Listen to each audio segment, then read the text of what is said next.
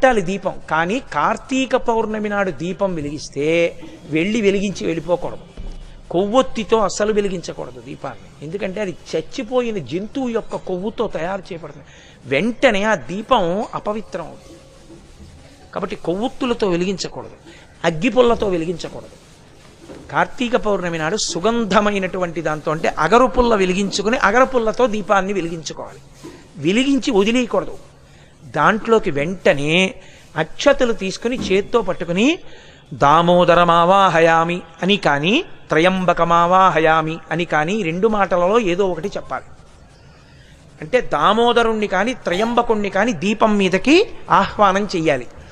ఎక్కడైనా చెత్త ఉండిపోయినా కూడా రేపు లౌకికాగ్నితో వెలిగించకూడదు. ఈ ఆవాహన చేయబడిన దీపంతో వెలిగించి ఆ దీపం దగ్గర నిలబడి ఒక మాట చెప్పాలి అందరు. కీటాహ పతంగాహ మశక